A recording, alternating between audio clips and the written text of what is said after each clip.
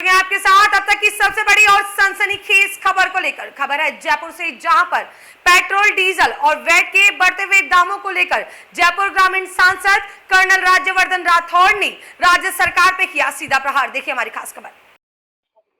अभी हमारे संवाददाता से जो अभी कहाँ खड़े हैं, चलिए जुड़ते हैं राहुल के साथ में। राहुल, आप सुन पा रहे हैं मुझे? जी लीजा, मैं सुन पा रहा हूँ। मैं अभी प्रताप मैरिज गार्डन के पास में खड़ा हूँ। आ पा रही है? हाँ लीजा, मैं सुन पा रहा हूँ आपको। हेलो जी राहुल, आप सुन पा रहे हैं हम आपको? तो जी मैं सुन पा। अभी आप इस वक्त कहाँ हैं? मैं अभी प्रताप मैरिज गार्डन के सामने खड़ा हूँ, जहाँ पे कर्नल राज्यवर्धन राठौड़ की प्रेस कॉन्फ्रेंस चल रही है। ओके, तो राहुल मैं आपसे ये जानना चाहूंगी कि इस प्रेस कॉन्फ्रेंस में जहाँ पे कर्नल राज्यवर्धन राठौड़ उपस्थित हुए थे, यहाँ पर किन विचारणीय मुद्दों पर चर्चा की गई है? जी लीजा, मैं बताना चाह रहा हूँ कि जल जीवन मिशन को लेकर चर्चा की गई है, जहाँ पे बताया गया है कि जनता को कैसे राहत मिले। और राज्यवर्धन राठौड़ ने यह भी बताया है कि जल जीवन मिशन को लेकर जनता को राहत मिलनी चाहिए, इसमें राजनीति नहीं सेवा नीति का भाव दिखाए सरकार। ओके राहुल, तो मतलब जो आप कहना चाह रहे हैं कि कर्नल राज्यवर्धन राठौड़ ने बताया है कि जो सरकार है वो सेवा नीति को अपनाए, राजनीति को छोड़कर। जी जी बिल्कुल बिल्कुल। चलिए ओके, और इसके अलावा और किस मुद्दों पर चर्चा की गई है राहुल?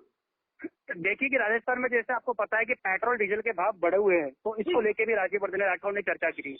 ओके ओके, तो मतलब पेट्रोल डीजल के विषयों पर चर्चा की गई है, बहुत ही अच्छी। और इसके अलावा क्या और बता सकते हैं जानकारी हमें कि और इसके अलावा किन मुद्दों पर चर्चा की गई है अब तक? जी लीजा, गहलोत सरकार पर हमला किया है पेट्रोल डीजल और वैट को लेकर, और साथ में ये भी कहा है कि केंद्र सरकार और राज्य सरकार के बीच अगर सामंजस्य हो तो जनता को बड़ी राहत मिल सकती है। बहुत बहुत धन्यवाद राहुल आपका, जुड़ेंगे आपसे जल्दी। दिया गया, बहुत से क्षेत्रों में लापरवाही हुई और ले देकर जो जन सेवा की योजना है उसको इन्होंने पॉलिटिकल गेमिंग के अंदर निशाना बना दिया। तो मुख्यमंत्री के घर के पास में पानी नहीं आ रहा, इसका अब ये तो विफलता दिखाती है राजस्थान की सरकार की, जहां पर पानी पहुंचना चाहिए वहां पानी नहीं पहुंच रहा। एग्जीक्यूटिंग एजेंसी कौन है? राज्य सरकार है। उसके बावजूद भी अगर पानी नहीं पहुंचा पा रहे तो अनदेखी कर रहे हैं। जेजेएम की प्रोग्रेस रिपोर्ट राजस्थान की सबसे स्लो वन है सर, जबकि पैसा राजस्थान को सर्वाधिक दिया जा रहा है। और क्या मंशा लगती है इस पूरे मामले को लेकर, क्योंकि जिस हिसाब से काम चल रहा है, पिछली बार 21 लाख कनेक्शन होने थे, मात्र 6 लाख हो पाए। इस बार 36 लाख कनेक्शन होने, अभी तक 3 या 4 लाख ही हो पाए।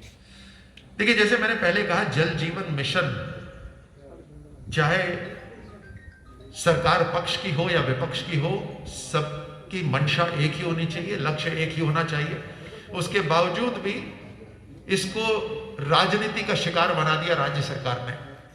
जहां जनता की सेवा हो सकती थी, और खास तौर से राजस्थान के अंदर जहां पानी की जरूरत है, पीने के पानी की जरूरत है, वहां पे भी इसको राजनीति का शिकार बना दिया राज्य सरकार ने।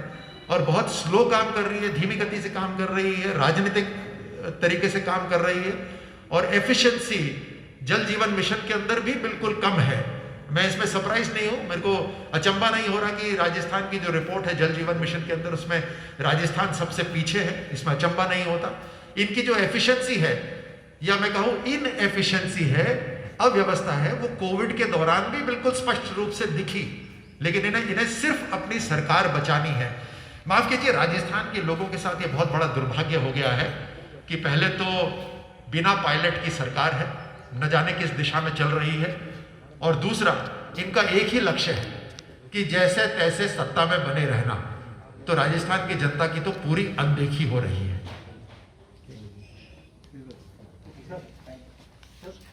पश्चिम बंगाल के राज्यपाल जगदीप धनखड़ जी ने चीफ सेक्रेटरी को लेटर लिखा है, नोटिस जारी किया है वहाँ की कानून व्यवस्था को लेकर कि प्रदेश में बहुत गंभीर स्थिति बनी हुई है कानून व्यवस्था।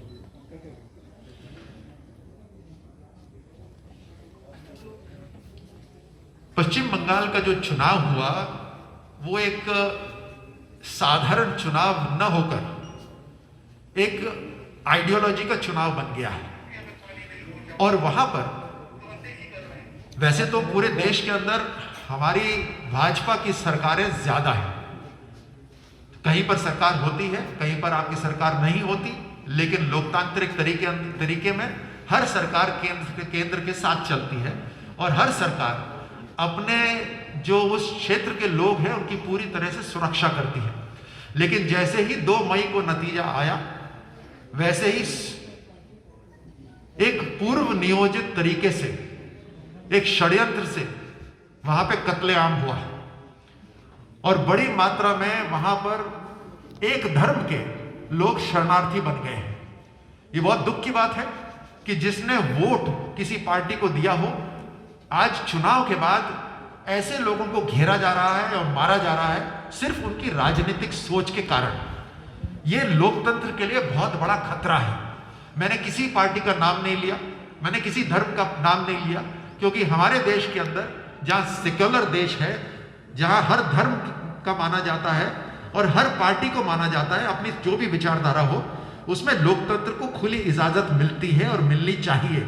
लेकिन ऐसा पश्चिम बंगाल में नहीं हो रहा और इसीलिए वहां पे गवर्नर साहब ने बार बार इस बात को उठाया है। और अभी जैसे आपने मुझे खबर दी कि उन्होंने वहां के चीफ सेक्रेटरी को भी सचेत करा है।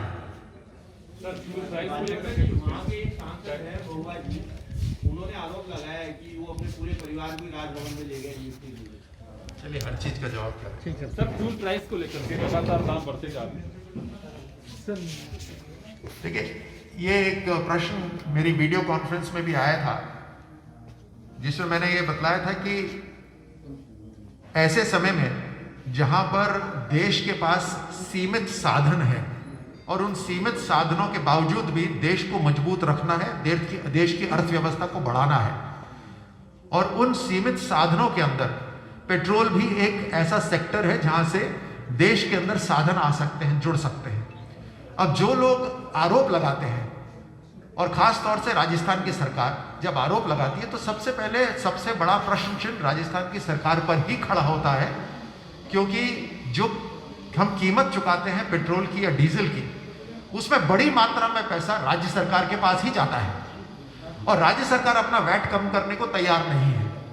तो ऐसे समय पर या तो राजनीति न करें या फिर केंद्र के साथ मिलकर एक पॉलिसी पे डिसीजन करें।